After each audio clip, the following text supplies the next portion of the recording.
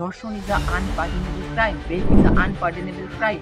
আর সেখানে তোমার কারোর ইচ্ছার এগেন্সে তুমি যেতে পারো না। রাজন মহালদারের পাশে যদি থাকবে পাশে সুচিত্রা। একদম থাকবে, ও যদি সেই নাম দিয়ে প্রপার তার যাতে যদি সাবস্টেন্সিয়াল ওর কাছে প্রুফ থাকে, এভিডেন্স থাকে, ও যদি এগুলো দায় মানে যদি প্রমাণ করে, আমি নিশ্চয়ই ওর পাশে।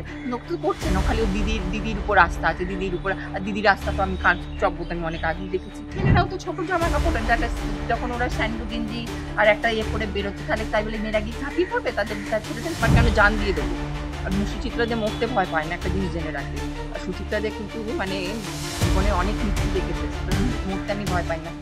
বরাবরই আমরা দেখতে পেয়েছি যে খুব গ্ল্যামারাস এবং ওয়েস্টার্ন পোশাক পরেন, সেক্ষেত্রে সবার একটা মাথায় কনসেপ্ট রয়েছে যে ছোট পোশাক পরা মানেই ধর্ষণের একটা মূল কারণ। আপনি কি বলবেন? এটা তো বিদেশের মেয়েরাও তাহলে পরে বেরোয়।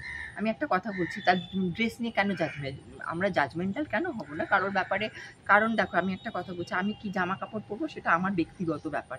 কারণ আমাদের দেশে কিন্তু এখানে কনস্টিটিউশনে পরিষ্কার লেখা রয়েছে, আমাদের দেশ হচ্ছে স্বাধীন সার্বভৌম।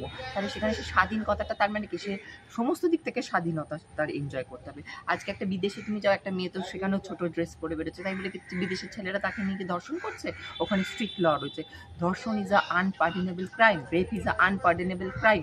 আর সেখানে তোমার কারোর ইচ্ছার এগেন্সে তুমি যেতে পারো না। You have no right to do something against the person's will.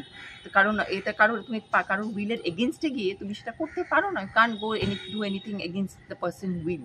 First of all, আমার যদি কনসেন্ট না থাকে তুমি কখনো সেই জিনিসটা করতে পারো না। তাহলে সেটা কেন করতে যাবে? বলছেন পোশাকে ধর্ষণ, পোশাকে কেন হবে? তাহলে ছেলেরাও তো ছোট জামা কাপড়, তাহলে যখন ওরা স্যান্ডু গেঞ্জি আর একটা ইয়ে পরে বেরোচ্ছে, তাহলে তাই বলে মেয়েরা গিয়ে ঝাঁপিয়ে পড়বে তার ছেলেদের ঘাড়ের উপর?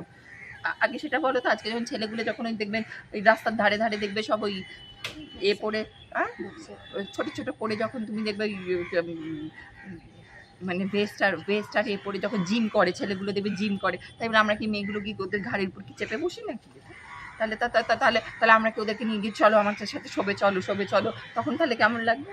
হয়তো তার ইচ্ছা নেই, ছেলেটার ইচ্ছা নেই, তাহলে জোর করে মেয়েটা বলে চলো, তখন কিরকম লাগবে তোমার? দিদি রাজন্না হালদারের বক্তব্য শুনেছেন? উনি বলছেন উনি এই মনোজিৎ মিশ্র এবং একাধিক যারা ছিলেন, ওনার নাকি নিউজ এআই ভার্সন ছবি বাকিদেরকে দেখানো। আমি রাজন্যার চব্য দেখেছি। রাজন্যার দিদি তাহলে যাকেও মা ভবতারিণী ভাবে বা ভগবান ভাবে, তাহলে সে এতগুলো থানা করে রেখেছে কি করতে? থানাতে গিয়ে কমপ্লেন করেনি কেন? তাদের নামে এফআইআর করেনি কেন?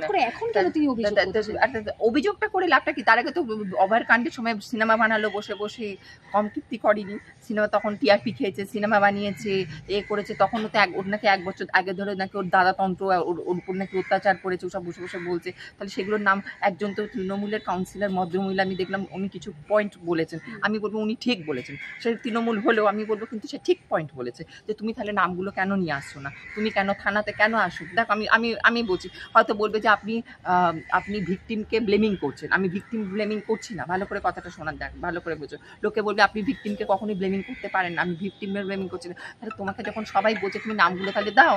তুমি থানা আছে, থানাতে তুমি কমপ্লেন করো।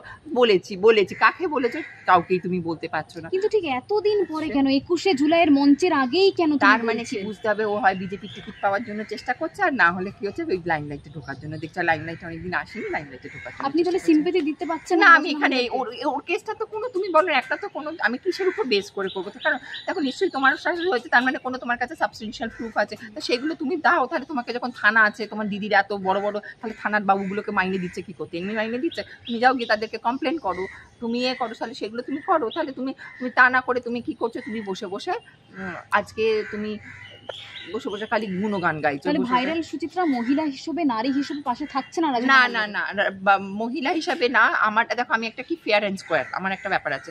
আমি নিশ্চয়ই দাঁড়াবো। আমি অভয়ের কেসটা যখন দাঁড়িয়েছি, আমি কিন্তু ফার্স্ট আমি দাঁড়িয়েছি, কিন্তু বলতে হয়নি। কিন্তু দেখো, তো যেটা করছে, তাহলে তুমি যখন নামগুলো, তাহলে তুমি বলো যে কারা কারা তোমার সাথে এগুলো, তুমি একদম ডাইরেক্ট বলো। তুমি মিডিয়া, পুলিশ নিচ্ছে না, করছে না, আমরা নিশ্চয়ই যাবো তোমার পাশে, নিশ্চয়ই কি আমরা দাঁড়াবো। একবার কেন জান দিয়ে দেবো। আর সুচিত্রা যে মরতে ভয় পায় না, একটা জিনিস জেনে রাখবে। আর সুচিত্রা যে কিন্তু মানে জীবনে অনেক মৃত্যু দেখেছে, সুতরাং মরতে আমি ভয় পাই না। আমি আমার যদি দরকার হয় ওর জন্য জান দিয়ে দেবো, যদি ঠিক পথে, কিন্তু ও তো ঠিকঠাক বলছে না। ও তো ঠিক কি ওর কি তোমার বলো না, ও যদি যে অভিযোগ দায়ের করেন ও তো প্রমাণ সহ, আপনি কি পাশে থাকবেন? হ্যাঁ, তখন আমি নিশ্চয়ই দাঁড়াবো ওর পাশে।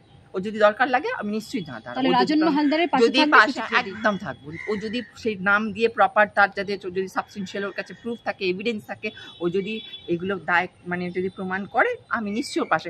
ও তো করছে না, খালি ও দিদির উপর আস্থা আছে, দিদির উপর। আর দিদির আস্থা তো আমি কাজ চব্বত আমি অনেক আগেই দেখেছি। নুসরাতের কেস আমি বলেছি, ওর বর রেপ করেছে, ওকে বানিয়ে দিল হচ্ছে এমপি, বুঝেছো? এই হচ্ছে ওর দিদি। তাহলে তার উপরে আর কি আস্থা রাখবে তুমি? তা তুই থানাতে গিয়ে কর, তুই লিগাল অ্যাকশন যা, তুই তো প্রপার এতে লিগাল ওইতে তুই যা। আরো ভালো ভালো খবর দেখতে সাবস্ক্রাইব করুন বাংলা হান্টের ইউটিউব চ্যানেল। বাংলা হান্টের আরো খবর দেখতে নজর রাখুন। বাংলা খবর মানেই বাংলা হান্ট।